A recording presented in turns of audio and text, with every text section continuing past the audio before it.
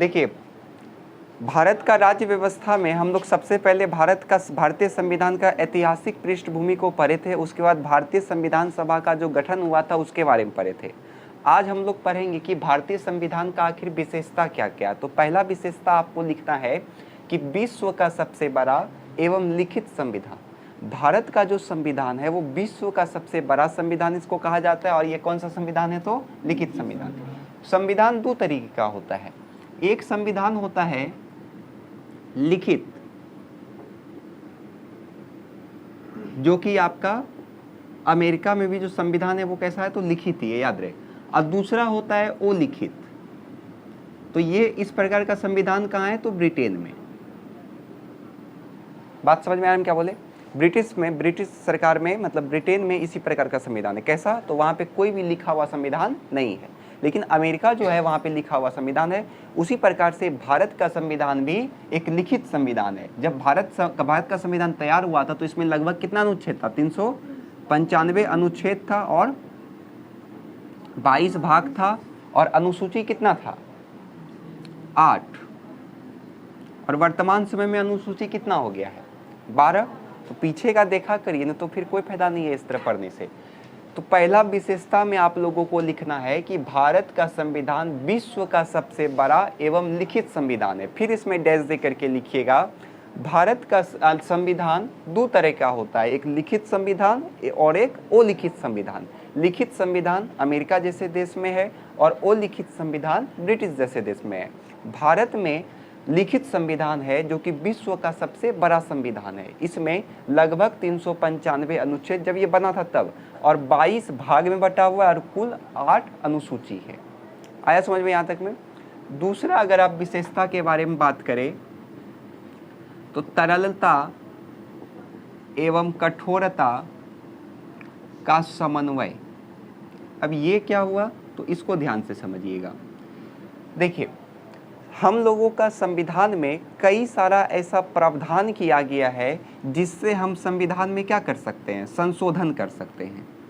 अगर आप अमेरिका का बात करिए, जैसे अगर हम अमेरिका का बात करें तो अमेरिका का जो संविधान है उसको आप थोड़ा सा भी बदल नहीं सकते हैं। तो ये संविधान क्या हो गया? कठोर संविधान हो गया। लेकिन वहीं पे जो ब्रिटिश संविधान है उसमें आप संशोधन आराम से कर सकते हैं, कुछ नियम को आप उसमें बदल सकते हैं। अब भारत का कंडीशन में क्या हो जाता है? तो जो भारत है उसमें आप कुछ प्रावधान को तो बदल सकते हैं, कुछ संशोधन करके आप नियम को बदल सकते हैं, लेकिन कई सारा नियम ऐसा है, लगभग ज़्यादातर नियम ऐसा है जिसको बदलने के लिए आपको लगभग 2/3 बहुमत चाहिए। उसके साथ साथ कई सारा प्रावधान तो ऐसा है जिसमें आपको आधा से ज़्यादा राज्य आपका अगर साथ देगा तभी आप उस प्रावधान को बदल सकते हैं। जैसे कि मौलिक अधिकार, तो उसको कोई भी हनन नहीं कर सकता है। हम लोग का जो मौलिक अधिकार संविधान के द्वारा मिला गया है उसको संसद के द्वारा भी हनन नहीं किया जा सकता है। बात समझे?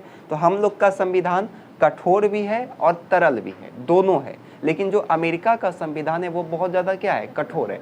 और वहीं अगर ब्रिटिश संविधान जो है वो काफ़ी ज़्यादा क्या है? तरल है। उसको आसानी से संशोधन किया जा सकता है। तो यहाँ तक में किसी को कोई दिक्कत है? तो दूसरा में क्या लिखिएगा? अमेरिका का संविधान में कई ऐसे प्रावधान है जिसको हम संविधान में संशोधन करके बदल नहीं सकते, अर्थात यहाँ का संविधान क्या है? कठोर है। तो वहीं ब्रिटिश संविधान में कई ऐसे प्रावधान है जिसको संशोधन के द्वारा आसानी से बदला जा सकता है। और वहीं बात करें भारत का संविधान का, तो इसमें लगभग सभी संविधान का जो प्रावधान है उसको हम बदल नहीं सकते। अगर हमको बदलना पड़ेगा, उसको संशोधन करना पड़ेगा हमको, तो उसके लिए सबसे पहले हमको क्या चाहिएगा? संसद से बहुमत चाहिए। और कभी कभी तो आधा से ज़्यादा राज्य का भी बहुमत जब तक नहीं मिलेगा तब तक हम उसको बदल नहीं सकते। दो गो समझने में किसी को कोई दिक्कत है? तीसरा, जो सबसे मेन है, जहां से ऑब्जेक्टिव पूछा जाता है,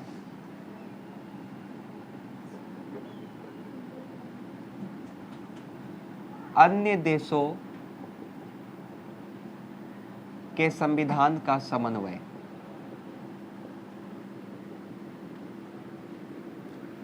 अब यहीं पे आपका मेन है, इसको ध्यान से समझिएगा। देखिए, आपको पता है कि भारत का संविधान जब तैयार हो रहा था तो लगभग 60 देश का संविधान का अवलोकन किया गया था और जो जो अच्छा बात उसमें था वो सबको इसने क्या कर लिया, स्वीकार कर लिया। जैसे अगर आप ब्रिटेन का बात करिएगा तो ब्रिटेन से क्या क्या प्रावधान लिया गया था, तो आपको बीमल याद रहेगा, बीमल, बीमल याद रहेगा ना, बीमल याद रहेगा। तो वी से क्या हो जाएगा, तो इसमें लिखिएगा विधि का शासन,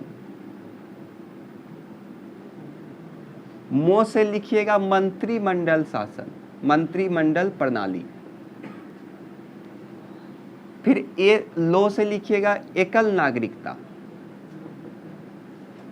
लो आ रहा है इसमें, एकल नागरिकता। और इसके साथ साथ इसमें हो जाएगा संसदीय व्यवस्था। तो ब्रिटेन से क्या क्या लिया गया है समझ में आया। ब्रिटेन से कौन कौन सा प्रावधान लिया है उसको याद रखने के लिए आप सिंपल याद रखिए बीमल, बीमल यानी कि वी से क्या हो जाएगा, तो विधि का शासन, म से हो जाएगा मंत्रिमंडलीय प्रणाली, फिर लो से हो जाएगा एकल नागरिकता, और फिर एगो याद रख लीजिएगा संसदीय व्यवस्था। आया समझ में। संसदीय व्यवस्था मतलब लोकसभा, राज्यसभा। उसी प्रकार से अमेरिका का यदि हम बात करें तो अमेरिका से उद्देशिका, जिसको आप प्रस्तावना के नाम से भी जानते हैं, तो उद्देशिका का प्रस्ताव लिया गया है। इसके साथ साथ में जो सबसे मेन था मूल अधिकार, ये भी इसी से लिया गया है। उपराष्ट्रपति का पद भी इसी से लिया गया है।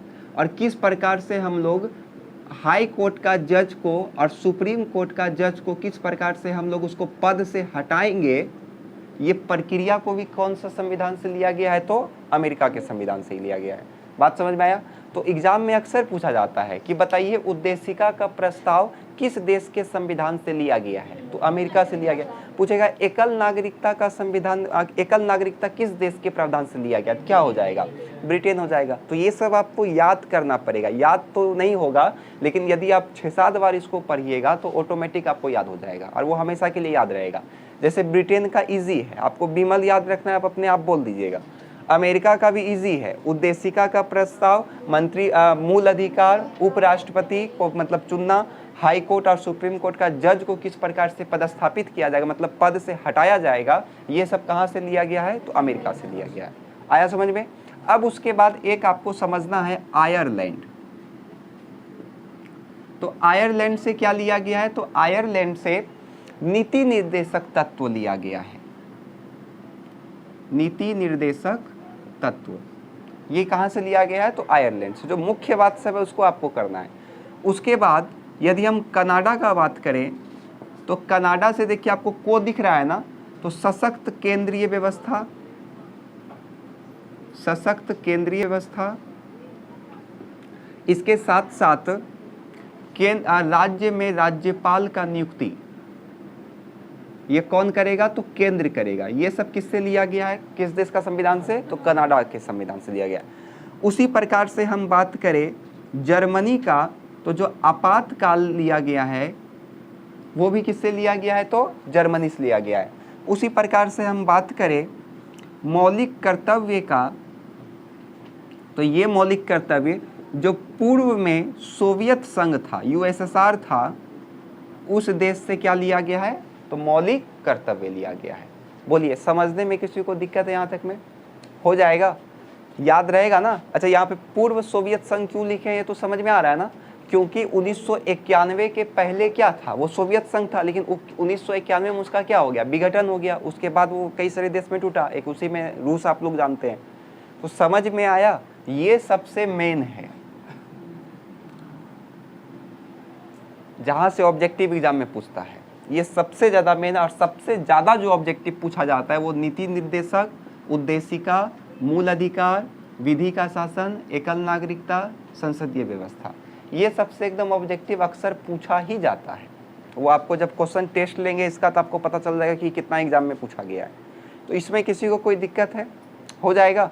एक बार फटाफट सुन लीजिए कि किस प्रकार से इसको बोलना है, फिर आप लोग लिखिएगा। देखिए सबसे पहले इसमें लिखिएगा भारत का संविधान का विशेषता निम्नलिखित है। अब पहला आपको लिखना है कि विश्व का सबसे बड़ा एवं लिखित संविधान। तो इसमें लिखिएगा संविधान दो तरीके का होता है, एक लिखित और दूसरा अलिखित संविधान। लिखित संविधान अमेरिका जैसे देश में है और अलिखित संविधान ब्रिटेन में है, जबकि भारत में विश्व का सबसे बड़ा लिखित संविधान है। जब संविधान 1949 में बना था तो इसमें कुल 395 अनुच्छेद, 22 भाग और टोटल 8 अनुसूची था। ये बहुत ज़्यादा है संख्या में। आप 395 आपको समझ रहे हैं ना, इतना नियम है उसमें। हो जाएगा ये वाला। फिर दूसरा लिखना है आपको तरलता एवं कठोरता का समन्वय। इसमें डैश दे करके लिखिएगा अमेरिका का संविधान में कई ऐसा प्रावधान है जिसको किसी भी तरीके से बदला नहीं जा सकता है, कोई भी संशोधन करके बदला नहीं जा सकता है, इसलिए ये वाला जो है वो कैसा है तो कठोर संविधान है। जबकि ब्रिटेन का ऐसा संविधान है जो कि उसको संशोधन करके उसको बदला जा सकता है। लेकिन वहीं भारत का हम बात करें तो भारत में कई ऐसा प्रावधान है, कई ऐसा संविधान में जो नियम है जिसको किसी भी संशोधन से बदला नहीं जा सकता है। फिर तीसरा आपको लिखना है अन्य देशों का संविधान का समन्वय, मतलब अन्य देश का संविधान का स्रोत ले लेके भारत का संविधान को बनाया गया है। तो पहला ब्रिटेन, तो ब्रिटेन में क्या लिखिएगा, ब्रिटेन से क्या क्या लिया गया है तो विधि का शासन, मंत्रिमंडल प्रणाली, एकल नागरिकता, संसदीय व्यवस्था, ये सब कहाँ से लिया गया है तो ब्रिटेन से लिया गया है। अमेरिका से क्या लिया गया तो उद्देशिका का प्रस्ताव, मूल अधिकार, उपराष्ट्रपति, उच्च न्यायालय, सर्वोच्च न्यायालय को हटाने सा, इसके साथ साथ इसी में एक लिखिएगा न्यायपालिका का स्वतंत्रता, ये सब कहाँ से लिया गया है तो अमेरिका का संविधान से लिया गया है। आयरलैंड से क्या लिया गया है तो नीति निर्देशक तत्व हो जाएगा, राष्ट्रपति का निर्वाचन पद्धति हो जाएगा कि किस प्रकार से राष्ट्रपति को चुना जाएगा, ये सब कहाँ से लिया गया है तो आयरलैंड से लिया गया है। कनाडा से क्या लिया है तो सशक्त केंद्रीय व्यवस्था, मतलब केंद्र ज़्यादा क्या होगा शक्तिशाली होगा और केंद्र जो है वो राज्य में क्या भेजेगा, राज्यपाल भेजेगा। जर्मनी से आपातकाल का स्थिति को लिया गया है। पूर्व सोवियत संघ से मौलिक कर्तव्य को लिया गया है। बस आया समझ में। चलिए फटाफट लिखना स्टार्ट करिए। पहला टॉपिक दे करके लिखिए। पहले तो लिखिए कि भारतीय संविधान का विशेषता निम्नलिखित है। इसमें पहला लिखिए विश्व का सबसे बड़ा व लिखित संविधान, इसमें डैश दे करके लिखिए। संविधान दो तरह का होता है, संविधान दो तरह का होता है। पहला लिखिए लिखित, दूसरा लिखिए अलिखित। पहला लिखिए लिखित, इसमें डैश दे करके लिखिए। संविधान दो तरह का होता है, पहला लिखिए लिखित और इसमें डैश दे करके लिखिए अमेरिका में लिखित संविधान है। अमेरिका में लिखित संविधान है।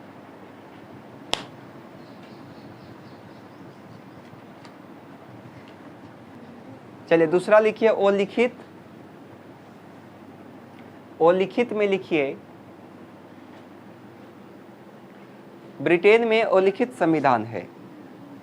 अलिखित मतलब लिखा हुआ नहीं है, बस इसी प्रकार से नियम चलता है।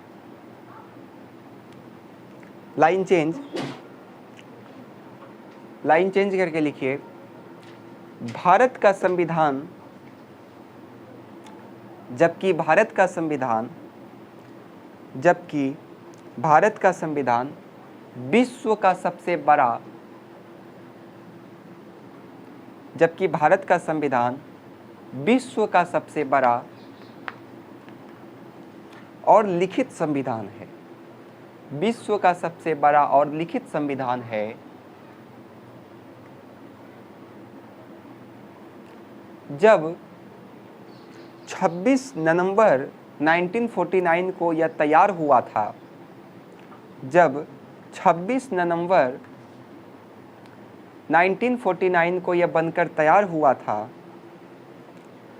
तो इसमें कुल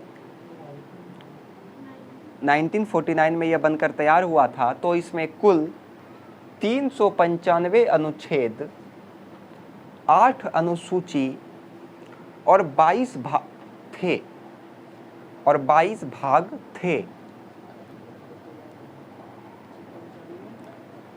395 अनुच्छेद, 8 अनुसूची और 22 भाग थे। चलिए दूसरा लिखिए तरलता एवं कठोरता का समन्वय।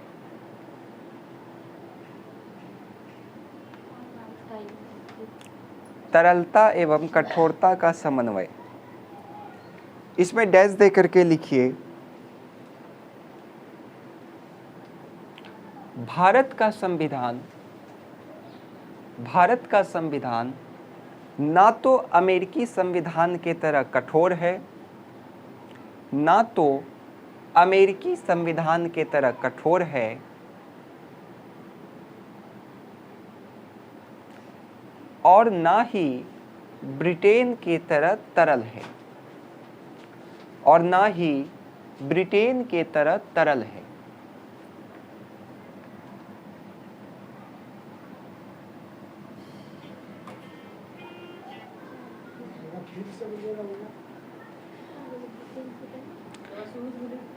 भारत का संविधान ना तो अमेरिका के तरह कठोर है और ना तो ब्रिटेन के तरह तरल है, और ना तो ब्रिटेन के तरह तरल है।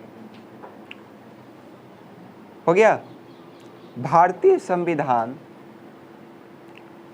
कठोरता और तरलता का समन्वय है। भारतीय संविधान में तरलता और कठोरता का समन्वय है। भारतीय संविधान में तरलता और कठोरता का समन्वय है। तरलता और कठोरता का समन्वय है, क्योंकि संविधान में कई ऐसे प्रावधान हैं, क्योंकि संविधान में कई ऐसे प्रावधान हैं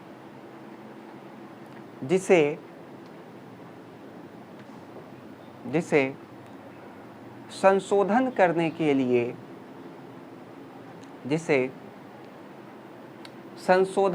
के लिए बहुमत की आवश्यकता होती है। बहुमत की आवश्यकता होती है, या कई राज्यों का बहुमत की भी आवश्यकता होती है, या कई राज्यों मतलब आधे से अधिक लिखिए, ऐसे आधे से अधिक राज्यों का बहुमत की भी आवश्यकता होती है, ऐसे लिखिए, कई मत लिखिए, आधे से अधिक राज्यों की बहुमत की भी आवश्यकता होती है। आधे से अधिक राज्यों के बहुमत की भी आवश्यकता होती है। और कुछ ऐसे भी प्रावधान हैं जिसे बिल्कुल नहीं बदला जा सकता है, जिसे बिल्कुल नहीं बदला जा सकता है।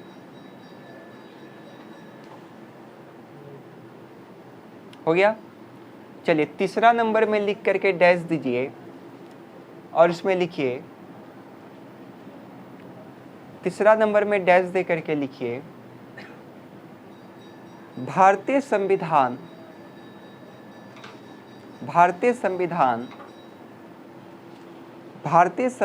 का निर्माण 60 देशों के संविधान का अनुकूलन करके बनाया गया। भारतीय संविधान को 60 देशों के संविधान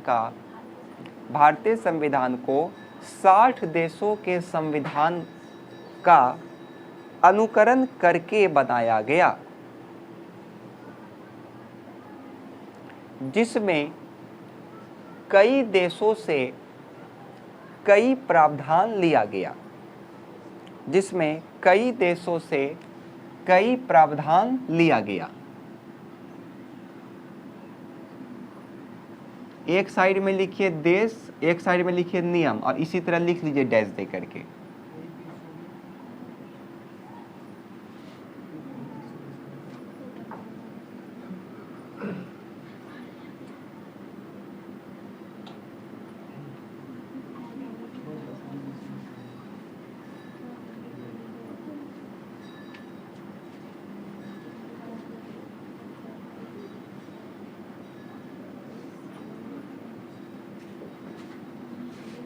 चलिए इसको लिखिए फटाफट, इसी तरह लिख लीजिए। आपका ब्रिटेन है, अमेरिका है, आयरलैंड है, कनाडा है, जर्मनी है, पूर्व सोवियत संघ है। स्पीड में थोड़ा लिखिए।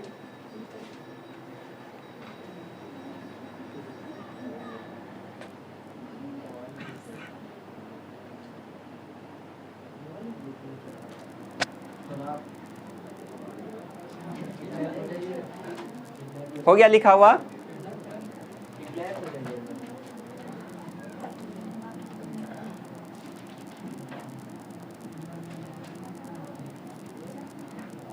देखिए अब इसी से कैसे विशेषता निकलता है। और 3 को हुआ ना, तो चौथा देखिए, एक दिख गया आपको, तो एकल नागरिकता,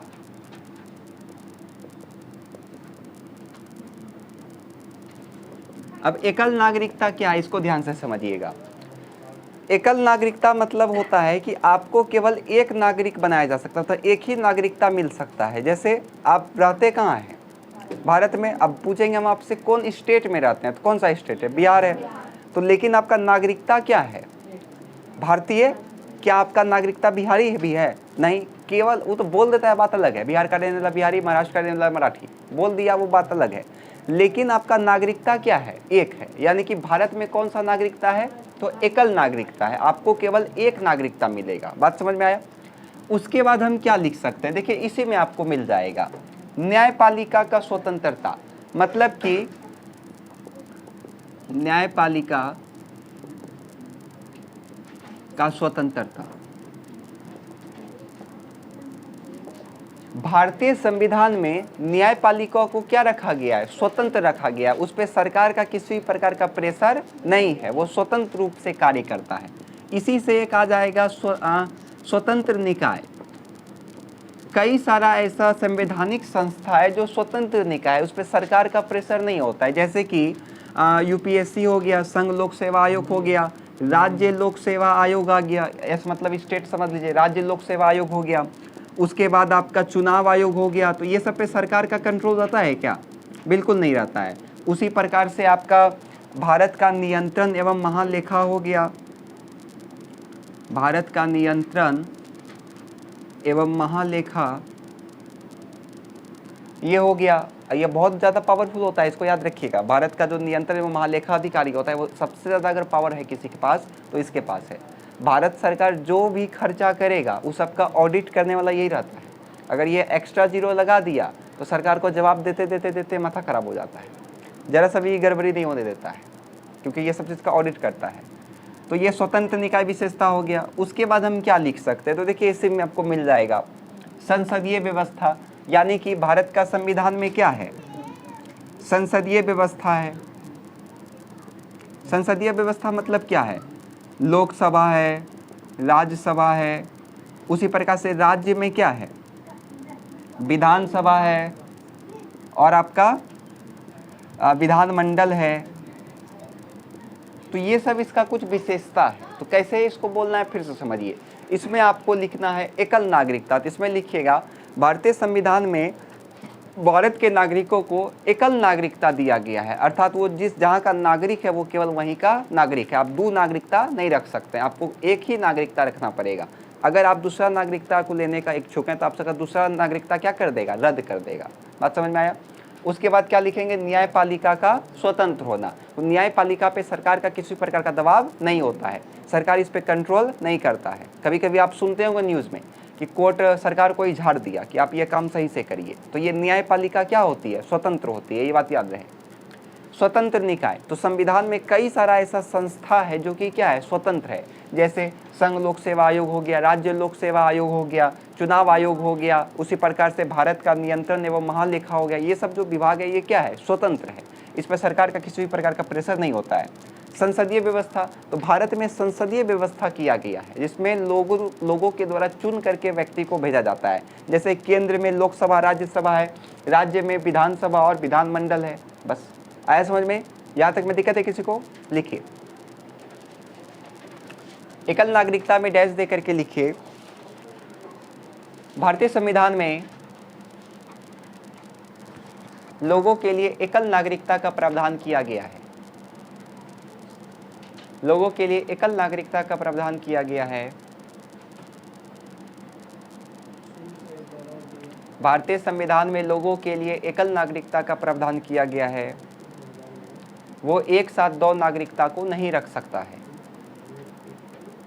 वह एक साथ दो नागरिकता को नहीं रख सकता है।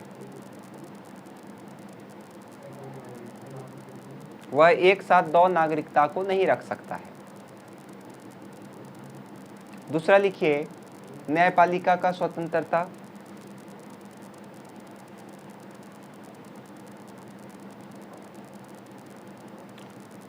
न्यायपालिका को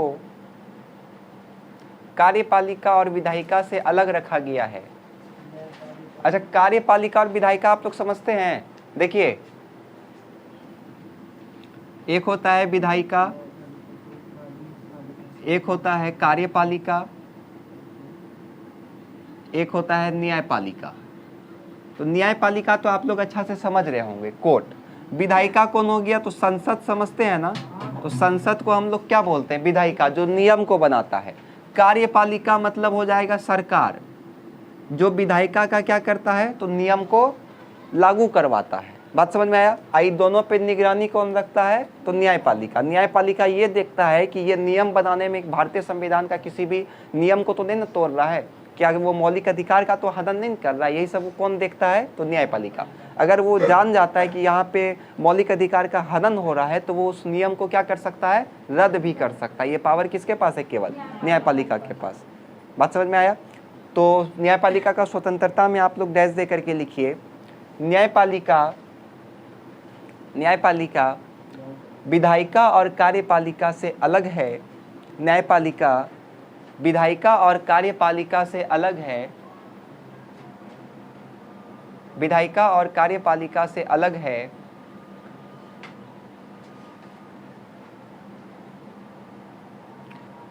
जो इस बात का ध्यान रखती है कि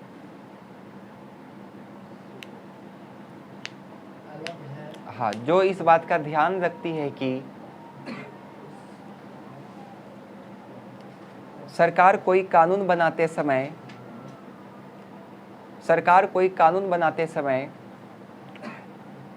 संविधान के नियमों का उल्लंघन ना करे। सरकार कोई कानून बनाते समय कानून का उल्लंघन नहीं करे। कानून का उल्लंघन नहीं करे। अगला लिखिए, स्वतंत्र निकाय। अगला लिखिए, स्वतंत्र निकाय।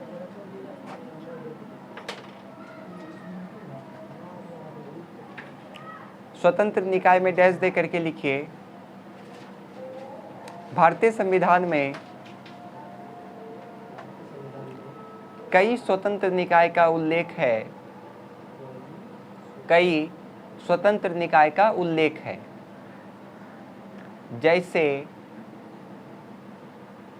इसको लिख लीजिए, संघ लोक सेवा आयोग, जैसे संघ लोक सेवा आयोग, राज्य लोक सेवा आयोग, चुनाव आयोग, भारत का नियंत्रण एवं महालेखा, जैसे संघ लोक सेवा आयोग,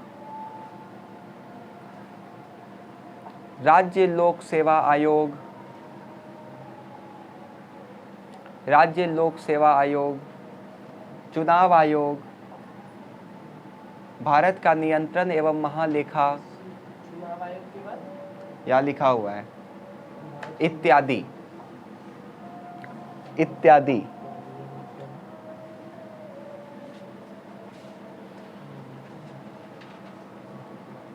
चलिए अगला लिखिए, संसदीय व्यवस्था।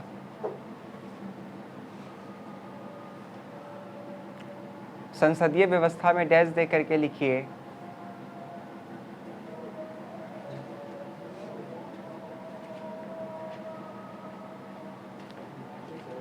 भारतीय संविधान में संसदीय व्यवस्था को अपनाया गया है।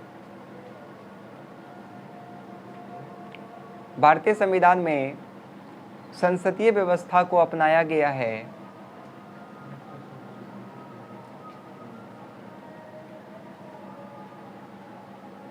संसदीय व्यवस्था को अपनाया गया है। केंद्र के लिए राज्यसभा लोकसभा, केंद्र के लिए राज्यसभा लोकसभा एवं राज्यों में विधानसभा और विधानमंडल हैं। एवं राज्यों में विधानसभा और विधानमंडल हैं।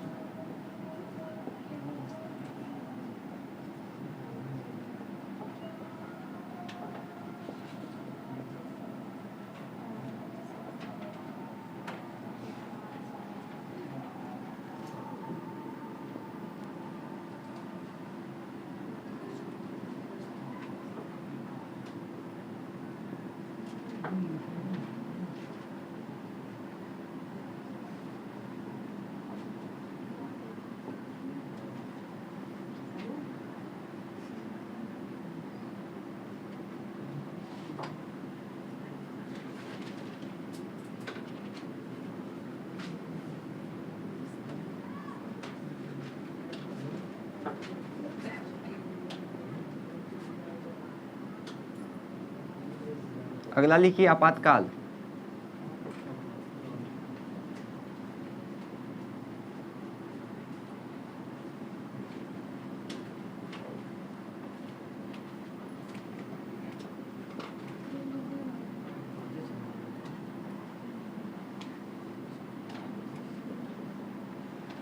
चलिए ध्यान से समझिए, ये खत्म हो गया यहाँ तक में। 12-13 को है कम से कम विशेषता लिख लीजिएगा।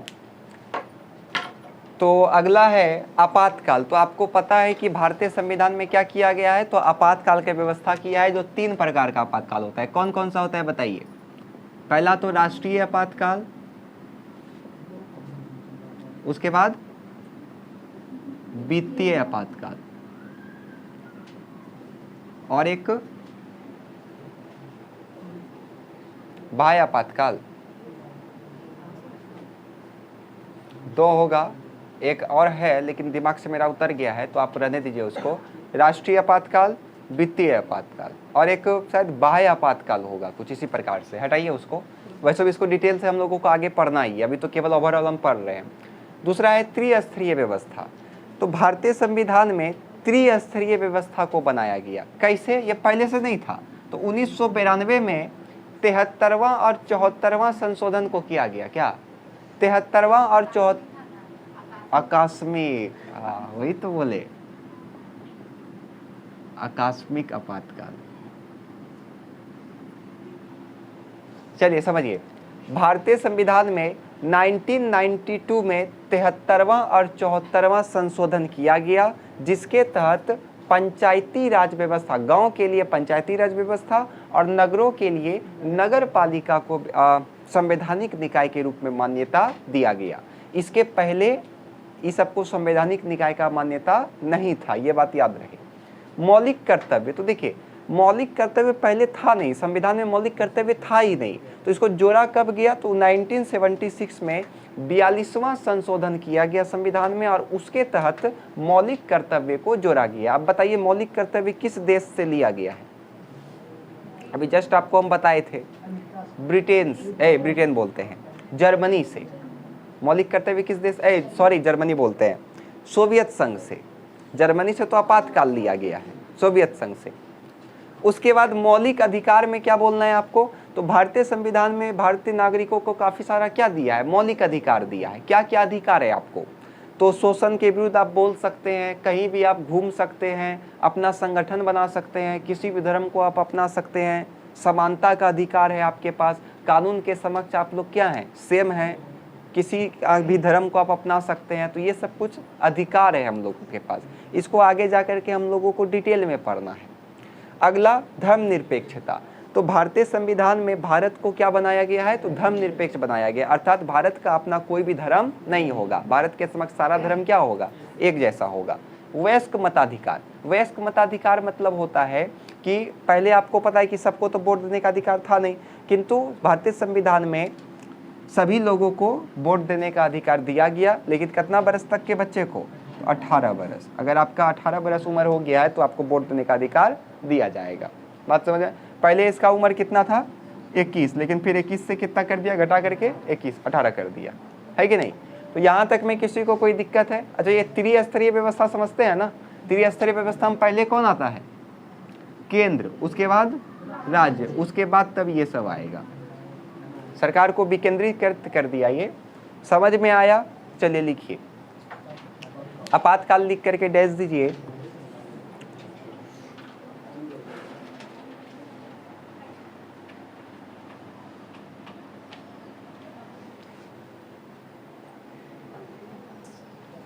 विपरीत परिस्थिति में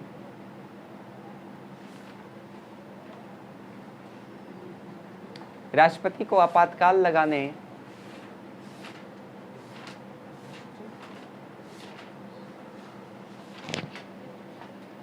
आकस्मिक आपातकाल नहीं होगा, ठीक है? अभी हमको याद आया,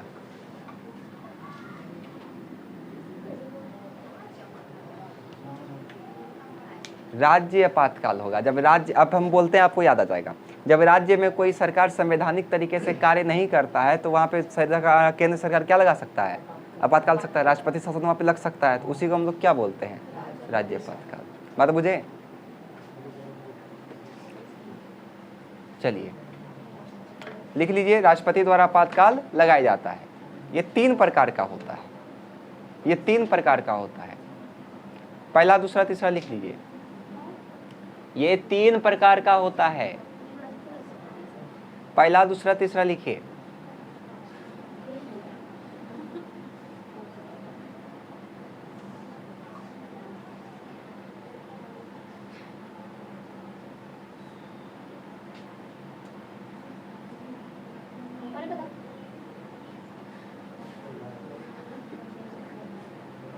चलिए अगला लिखिए।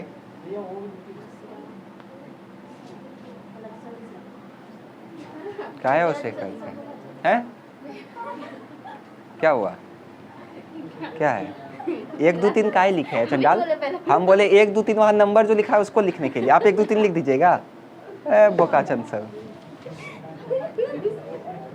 बताइए, हम बोले 1 2 3 उसको लिखेगा 1 2 3, यहाँ 1 2 3 लिख दिया है।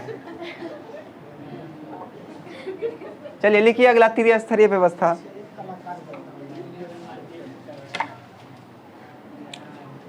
भारतीय संविधान में सत्ता को त्रिस्तरीय व्यवस्था में बांटा गया है। भारतीय संविधान में सत्ता को त्रिस्तरीय व्यवस्था में बांटा गया है। भारतीय संविधान में सत्ता को 3 स्तरीय सत्ता में बांटा गया है। 1992 में 73वां और 74वां संशोधन करके 73वां और 74वां संशोधन करके 73वां और 74वां संशोधन करके गाँव में पंचायती राज एवं शहरों के लिए नगर पालिकाओं को संवैधानिक निकाय बनाया गया। गाँव में पंचायती राज एवं शहरों में नगर पालिका को पंचायती राज बनाया गया। अगला लिखिए 10 नंबर, मौलिक कर्तव्य। क्या चीज? नगर पालिका को संवैधानिक निकाय बनाया गया। गांव के लिए पंचायती राज और शहर के लिए नगर पालिका को बनाया गया, या फिर नगर पालिका को संवैधानिक निकाय बनाया गया। अगला लिखिए मौलिक कर्तव्य।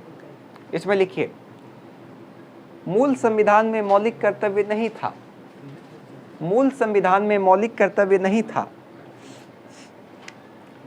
मूल संविधान में मौलिक कर्तव्य नहीं था, किंतु 1976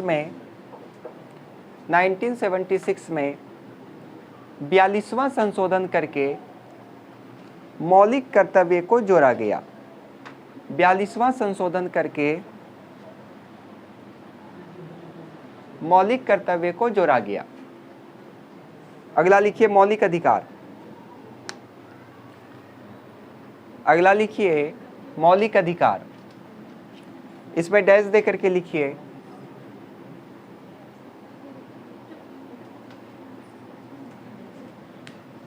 संविधान में सभी नागरिकों को मौलिक अधिकार दिए गए हैं। भारत में संविधान में सभी नागरिकों को मौलिक अधिकार दिए गए हैं, जैसे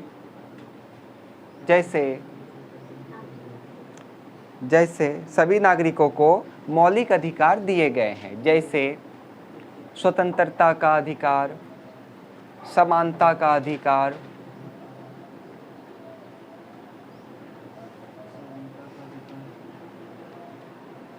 शोषण के विरुद्ध बोलने का अधिकार, शोषण के विरुद्ध बोलने का अधिकार, हाँ, भ्रमण करने का, संगठन बनाने का अधिकार इत्यादि। संगठन बनाने का, अधिकार इत्यादि।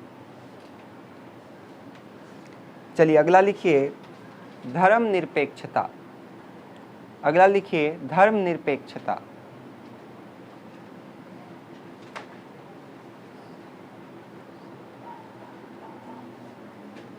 भारतीय संविधान में भारत को धर्मनिरपेक्ष राज्य घोषित किया गया है। भारतीय संविधान में भारत को धर्मनिरपेक्ष राज्य घोषित किया गया है। भारतीय संविधान में भारत को धर्मनिरपेक्ष राज्य घोषित किया गया है। धर्मनिरपेक्ष राज्य घोषित किया गया है, जिसके तहत सभी धर्मों को समान महत्व दिया गया है। जिसके तहत सभी धर्मों को समान महत्व दिया गया है। सभी धर्मों को समान महत्व दिया गया है। लास्ट है वयस्क मताधिकार। वयस्क मताधिकार में डैश दे करके लिखिए भारतीय संविधान का एक प्रमुख विशेषता यह है कि भारतीय संविधान का एक प्रमुख विशेषता यह है कि भारतीय संविधान का एक प्रमुख विशेषता यह है कि इसमें वयस्क मताधिकार के आधार पर 18 वर्ष से ऊपर के आधार पर 18 वर्ष से ऊपर सभी नागरिकों को मत देने का अधिकार दिया गया है। चलिए इतना लिख दीजिएगा, विशेषता में काफ़ी है, कर लीजिएगा इतना।